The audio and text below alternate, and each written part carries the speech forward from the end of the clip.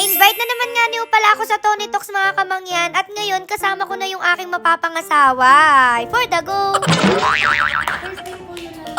Ayun na nga niyo mga kamangyan, grabe kung alam nyo lang, hindi ko ho talaga expect kasi parang kahapon lang nung in-interview nila ako. Pero ngayon, ayan sa pangalawang pagkakataon na interviewin ulit tayo na nag-iisang Ma'am Tony Gonzaga. Pero ngayon, medyo kakaiba na to kasi may kasama na ako, yung mapapangasawa ko. Ala, napaka-arte. So, sobrang dami ko kong achika sa inyo mga kamangyan, pero bago yan, ayan nga ni Ho at sinundo na kami ni Ate Tony. And ayun, sobrang nai-starstruck pa rin talaga ako sa kanya mga kamangyan kasi sobrang ganda niya sa personal. Tapos ang pinakakinilig pa ako diyan mga kamangyan, pagkakita niya sa amin, talagang makikita mo na sayang-saya siya. Sobrang excited siya, ganyan. As in, para kami matagal na magkaibigan na ngayon lang ulit nagkita. Ala, napaka-feeling. So, pagkakita pa lang niya sa amin, ang dami na niya agad nasabi na parang feeling ko ma-full story siya agad yung camera nila. Ala, hindi. So, ramdam ko yung excitement ni Ate Tony na makamusta kami, ano na yung buhay namin after noong Tony Talks na na-interview ako before. So, sa mga hindi pa ako nakakaalam diyan mga kamangyan, 2 years ago, na-interview ako ni Ate Tony about yun dun sa kumalat ko na video. And sa tunay, after nung Tony Talks, ang dami talagang nangyari. So, tuwing nanonood ako ng Tony Talks mga kamangyan, may part sa akin na inawish ko na sana mamit ko ulit si Ate Tony. Kasi hindi ko alam kung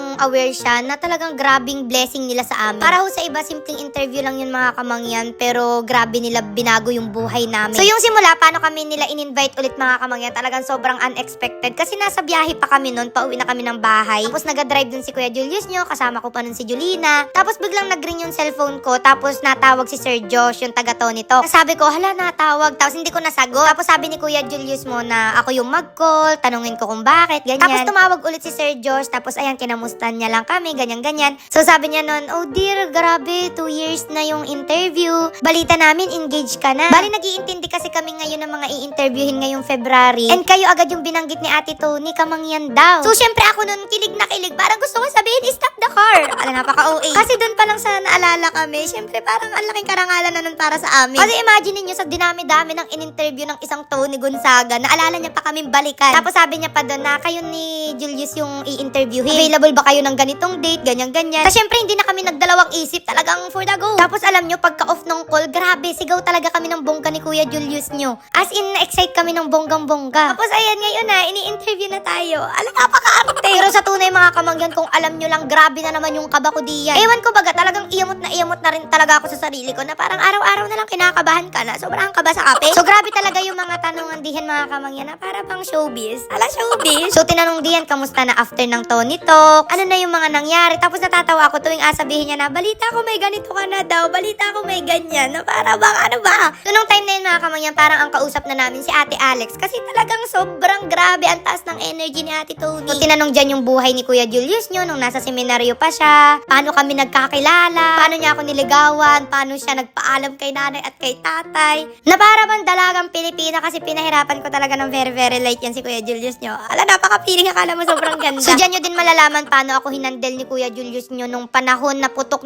yung issue. Kasi siya ho talaga yung nag-aalaga sa akin nung time na yun. Kasi nga, syempre diga, hindi alam ni nanay at saka ni tatay na may kumakalat na talagang bali-balita about sa akin. At ito na mga kamangyan, dahil lagi nyong inatanong kung kailan yung kasal namin, tinanong din kami diyan. And ayun, dyan namin nasagot. Salamat! Ewan ko lang kung masasama, pero ipagdasal nating lahat na hindi nila kinat. At alam nyo ga mga kamangyan, habang ina-interview kami diyan, hindi ko alam kung nasasagot ko baga ng tama yung mga tanong. Kasi nga, sobrang gandang-ganda ako sa kanya. Kumbaga, hindi nag-process ang 2MB brain. Hindi ko alam, pero may mga time dyan na parang ang inapasagot ko na si Kuya Julius nyo. Kasi sa totoo lang talagang wala talagang maisagot ang babae. Salamat! So yung kaba ko naman diyan mga kamangyan, hindi na katulad ng dati. Kasi syempre ngayon may kasama na ako. At alam ko kapag hindi ako nakasagot ng maayos, may tagasalo. So dyan talaga ako hindi mapapahiya mga kamangyan. Kasi sa mga hindi pa nakakaalam diyan mga kamangyan, diga nga si Kuya Julius nyo yung parang manager ko. Siya yung nakausap sa mga CEO, ganyan. Na kapag yung ang kailangan salita ay English, ako talagang nakamute na ako. So alam ko sa sarili ko na kaya niyan sagutin kung ano man yung mga itanong ni Ate Tony. Like, ano yung square root ng 4? Alas, ayun na nga mga kamangyan, alam nyo ga, kapag kayo na mismo yung ina-interview diyan, hindi nyo na maiisip na may camera, na ang daming tao diyan na nakapaligid, yung mga staff nila. Kasi ang feeling mo nga lang, nagkakwento magkwento-kwentuhan nga lang kayo. Kung pwede nga lang itaas yung paa dyan, itataas ko. Ala, hindi man pwede. Basta yung chikahan namin diyan mga kamangyan, parang kulang na ng ginsito. Ala, bakit naman pa ginsito? Kasi alam nyo ga mga kamangyan, hindi na ako nagataka kung bakit sobrang successful nung channel ni Ate Tony. Kasi nga, sobrang good listener niya. Basta para siyang may magic na lahat ng itatanong niya, sasagutin mo talaga ng buong-buong tapat. Parang lahat gusto mong sagutin, lahat gusto mo i-share sa kanya. Kasi kita mo paano kanya pakinggan, paano niya ikaw naiintindihan. Tapos kapag pinayuhan ka niya, nagsalita siya, nagbigay siya ng words of wisdom. Di talagang matatak siya sa puso't isip mo kahit pa yata 20 years na ang nakakalipas. Ala, sobrang OA. Pero ito, super happy talaga namin mga kamangyan kasi talagang inapag-usapan lamang namin ni Kuya Julius nyo na malay mo balang araw may isang kilalang tao na mag-interview sa atin o sa relationship natin, ganyan. And ito na, nangyayari na siya. And totoo pala talaga yun mga kamangyan na i-manifest mo lang yung mga bagay na gusto mong mangyari. Kasi once na i-manifest mo yung isang bagay, parang no choice ang mundo kundi i-push na mangyari yun. Kaya kung gusto nyo na mapasa inyo yung crush nyo, i-manifest nyo lang. Ala, bakit naman napunta doon? Tapos ayun mga kamangyan, parang dati lang nung ina-interview ako ni Ate Tony, parang nene-nene lang ako noon, chubby-chubby pa. Pero ngayon, mag-aasawa na talaga.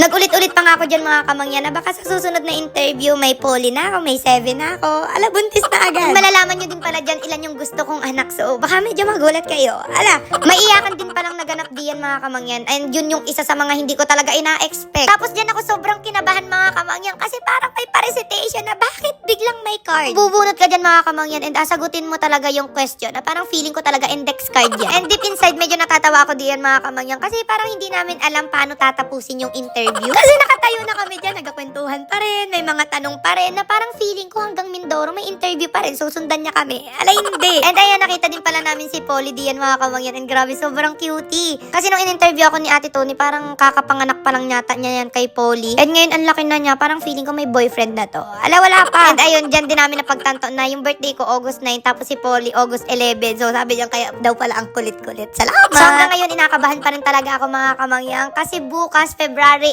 8, ipapalabas na siya. So ayun, super excited na kami mga kamangyan na ma-share sa inyo yung story namin ni Kuya Julius nyo, lalo na at malapit na yung aming kasal. And wala kaming ibang wish mga kamangyan sa interview na ito, kundi sana maka-inspire kami kahit papano, lalo na sa maraming pinagdadaanan. So ayun mga kamangyan, once na mapanood nyo na yung interview namin ni Kuya Julius nyo, itag nyo kami, i-mention nyo kami. At feeling ko mapapatagay talaga kami ng ginsito na rin. Halay, for the go!